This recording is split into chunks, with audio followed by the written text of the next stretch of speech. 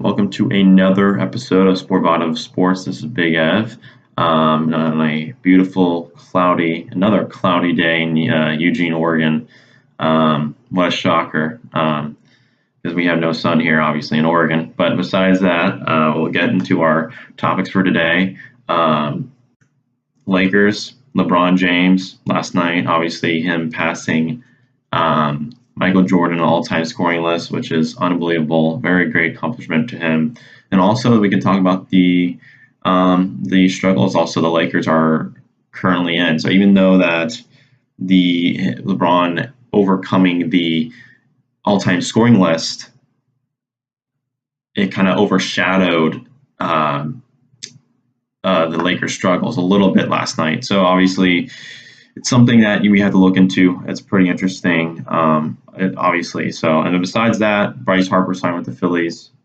Obviously, my hat with a rocking the retro Phillies hat. Really super excited about that. 13 years, $330 million. And also, we'll talk about the aftermath pretty much of the NFL Combine. You know, a bunch of surprising people and some new faces that may be ahead of the NFL in the future. So, getting right into it. LeBron James passing Michael Jordan. Unbelievable. I'm very excited. I'm happy for him. It's a big part of his career that he needed to accomplish, and it's important that people realize it's not about rings or anything. It's just about being the greatest, one of the greatest, because everyone's great. Michael Jordan, Kobe Bryant, Kareem Abdul-Jabbar, everyone.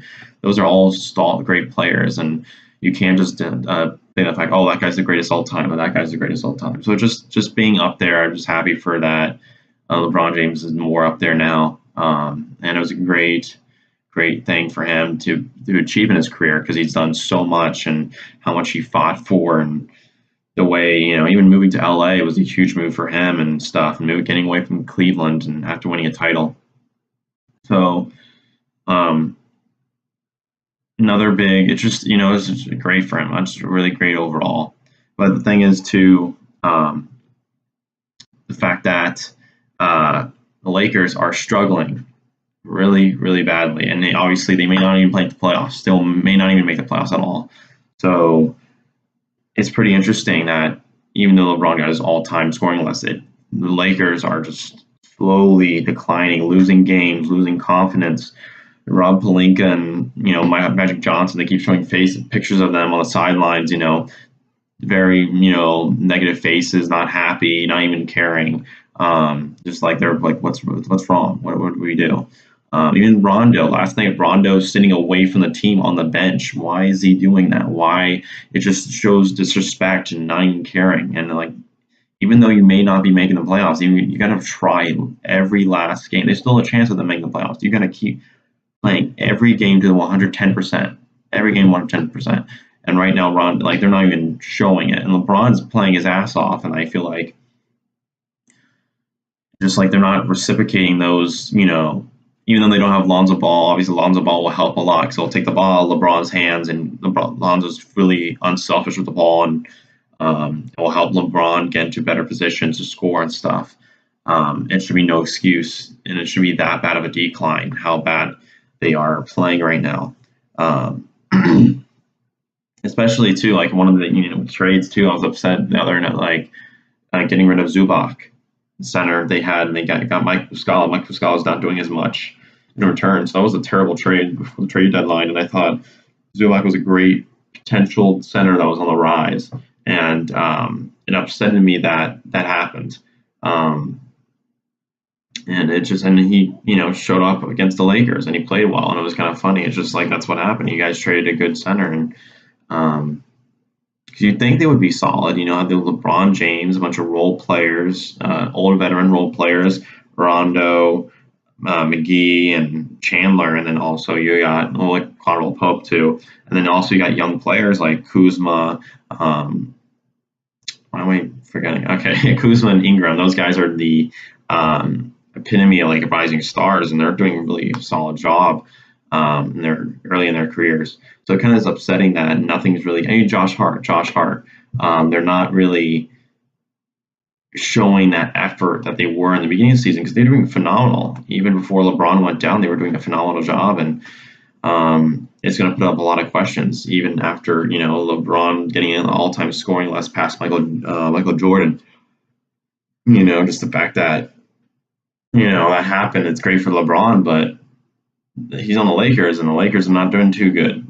So it's just kind of like it pulls up some questions and stuff. That's just I don't know what's going to happen. So moving on from that, Bryce Harper,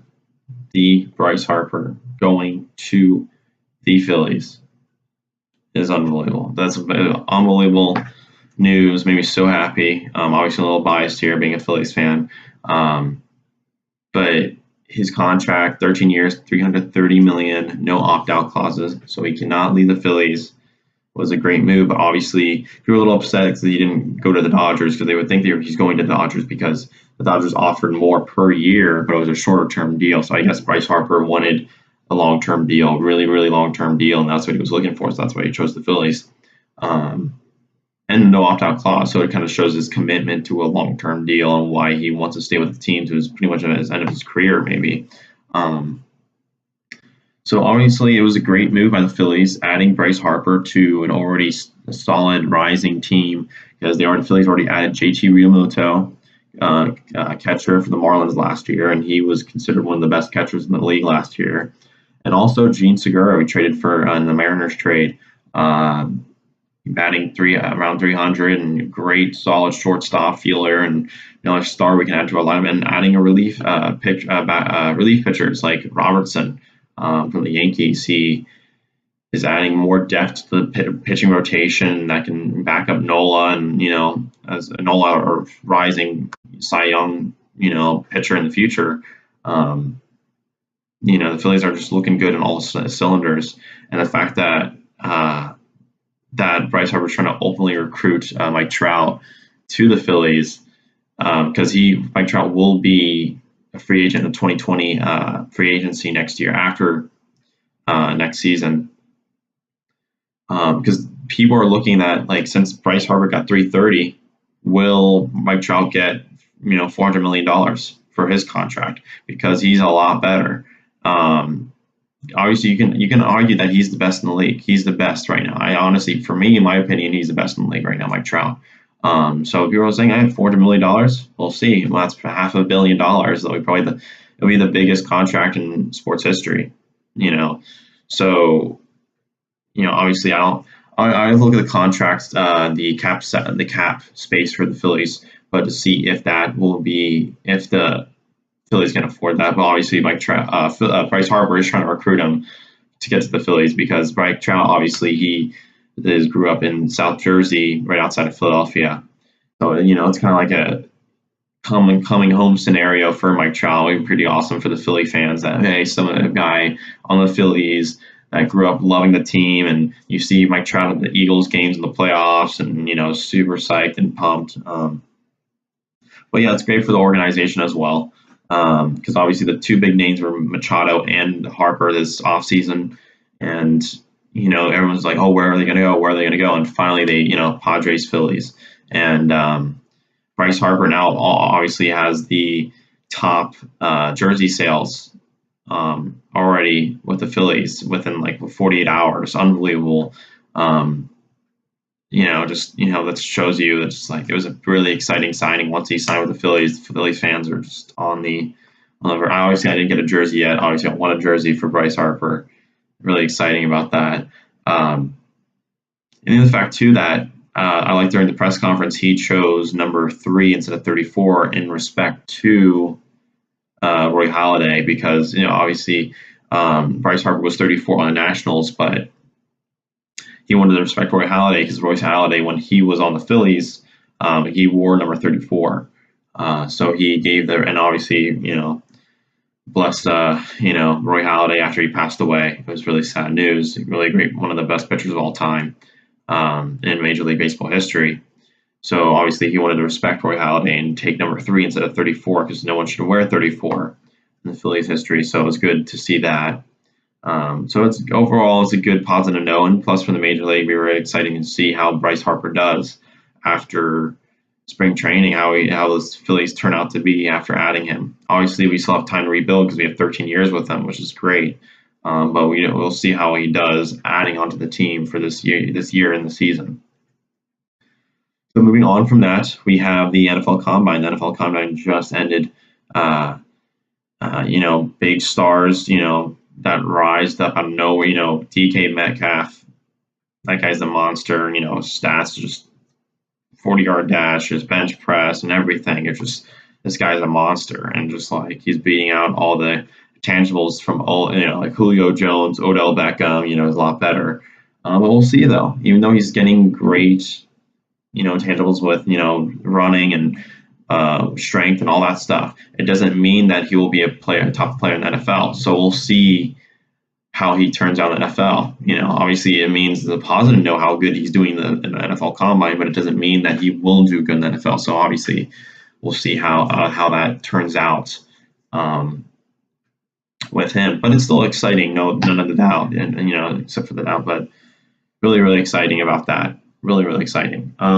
Other guys to look at, like Kyler Murray. Kyler Murray, obviously, he did not participate in any of the events, but he did talk in the press, for the Combine.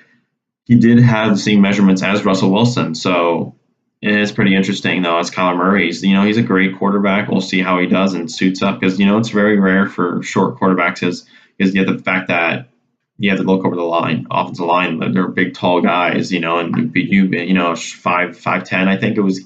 He came out as around Russell Wilson's height. Not being able to see over the line, so it'll be a big challenge. But Russell Wilson's be able to do it. Drew Brees, small quarterbacks in the NFL, they can be successful. You just got to be. So we'll see what happens there. And then Dwayne Haskins going to a lot of them are projecting like Mel Kiper's thing he's going to go to the Giants because he's not a running quarterback, very pocket passer-esque type quarterback, and seeing him go to Giants will be a really good move.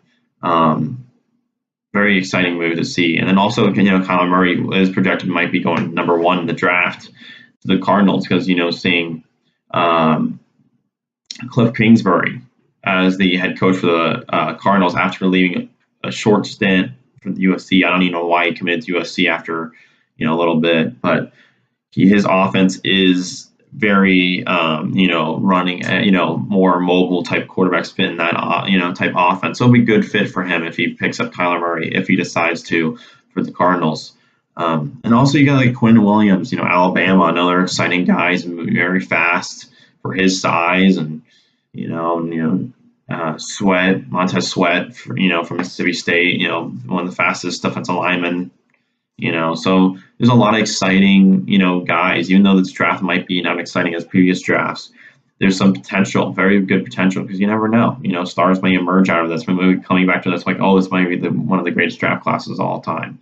So you can never judge a draft class until they perform in the NFL. You cannot judge them at all. So it's very exciting to see how these players turn out and, how things come above and how they turn out and stuff. So I'm going to end it off there, but that was the, LeBron James passing MJ, Lakers struggles, Bryce Harper to the Phillies, and also, the NFL Combine ending of that. So that was the topics I finished off. Obviously, there's more topics to come. I'll talk about in the future, maybe next week. Any good topics that will come arise, and March Madness is on its way, so it'll be really exciting about when that starts up. So yeah, I'll be ending of this episode of Sporvado Sports, and have a good day.